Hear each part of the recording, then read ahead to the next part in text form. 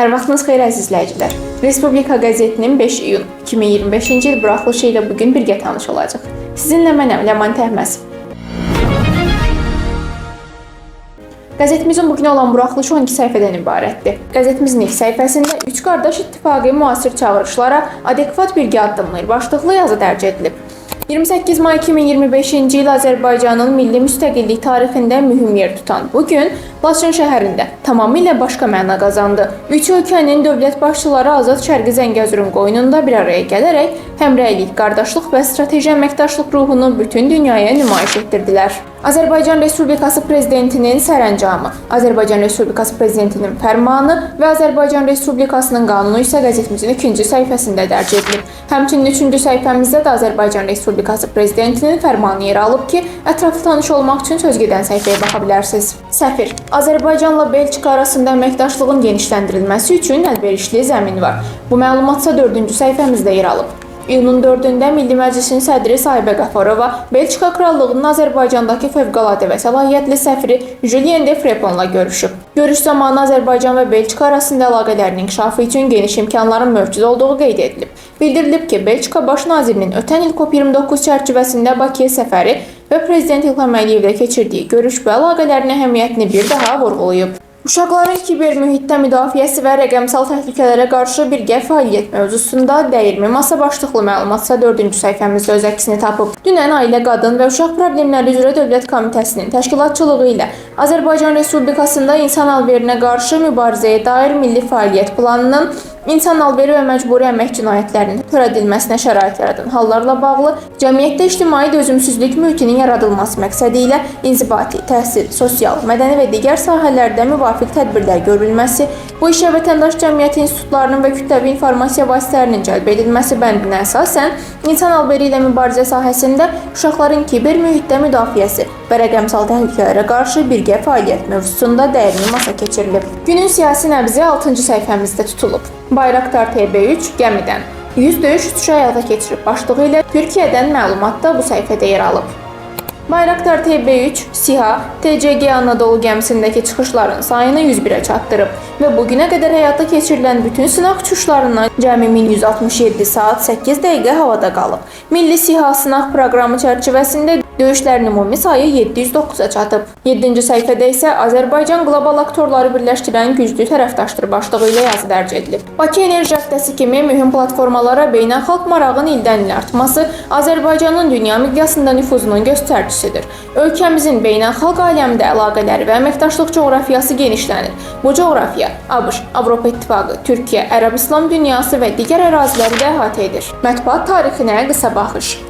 Sovet Ermənistanı qəzetinin redaktorları. Bu yazıda 8-ci səhifəmizdə dərc edilib. Bildirilir ki, 26 sentyabr 1939-cu ildən Sovet Ermənistanı adı ilə nəşr edilən qəzetin ilk məsul redaktoru ictimai xadim Cəfər Vəlibəyov olmuşdur. O qəzetin redaktoru vəzifəsinə ictimai əsaslarla təyin edilmişdir. Ümumiyyətlə, həmin dövrlərdə istər mərkəzi, istərsə də rayon qəzetlərinə redaktor rəsmi təşkilatların vəzifəli şəxsləri məsul edilirdilər. Və bir qayda olaraq Ermənistan Kommunist Partiyası Mərkəzi Komitəsi tərəfindən təyin olunurdular. İki stul arasında sıxışan geosiyasi akrobatın diplomatiya pokeri başlığı ilə isə hadisələr kontekstində rubrikasında 9-cu səhifədə yazı öz əksini tapıb.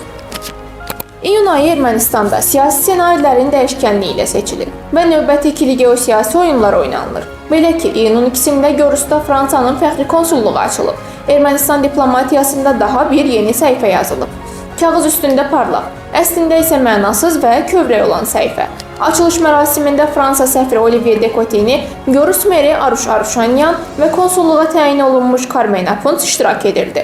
Ancaq lent kəsmə mərasimində kadrlara düşmək üçün səfir de Cotigny fəxri konsul Carmen Apunç arxaya doğru itələdi. Daha sonra isə şəhərin meri Aruş Aruşanyan da xanımı kənara çəkdi. Sanki səhnə üçün mübahisə aparılırdı. Bu hadisə sosial şəbəkələrdə diplomatik itələmə başlığı ilə yayılaraq geniş müzakirələrə səbəb oldu. 10-cu səhifəmizdəki yazılarsa mədəniyyət rubrikasına həsr edilib. Böyük ruhun qısa ömrü sözü ilə azadlıq carçısı Mikayıl Müşfiq. Mikayıl Müşfiq haqqında Böyük ruhun qısa ömrü sözü ilə azadlıq carçısı başlıqlı yazı da burada dərc edilib. Azərbaycan ədəbiyyatının 20-ci əsrdəki inkişaf prosesində mühüm rol oynamış sənətkarlar sırasında Mikayıl Müşfiq xüsusi yer tutur. O qısa, lakin məhsuldar yaradıcılığı ilə milli poeziyada yeni mərhələnin əsasını qoymuş, mövzu və forma baxımından ədəbiyyatımıza yeniliklər gətirmişdir. Zamanın nəfəsini duymuşdu, qorxmamışdı. Hətta gələcək faciəsini poeziyanın dili ilə dilləndirmişdi. Mən gəncəm, bilirəm istiqbalım var. Hələ bədr olmamış bir hilalım var. Yelkənim açılır, qara yel əsmə. Mənim bu dünyada bir sandalım var. 5 iyun Su təsərrüfatı və meliorasiya işçiləri günü. Bu yazı isə 11-ci səhifəmizdə öz əksini tapıb. Su hər bir kəs üçün sevinç və səadət rəmzidir. Prezident İlham Əliyev ənənəni davam etdirərək 2027-ci il mayın 24-də imzaladığı sərəncamla 5 iyun tarixini meliorator günü kimi rəsmiləşdirdi. 2014-cü il 14 mayda imzalanan yeni sərəncamla bu gün su təsərrüfatı və meliorasiya işçiləri günü kimi qeyd olunur. Qəzetimizin son səhifəsindəki Maraq Dünyamız rubrikasında süni intellektə bağlanırıq sualının cavabı: niyə qasırğalara qadın adları verilir? Dahilər Buqan qrupundan çıxırmış. Son olaraqsa xoşbəxt insanlar belə yatırlar başlıqları ilə məlumatlar yer alıb. Beləliklə qəzetimizin son səhifəsi həm də hava haqqında məlumatla yekunlaşır. Bizim isə sizə bugünlük çatdıracaqlarımız bu qədər idi. Bizi izləməyi unutmayın.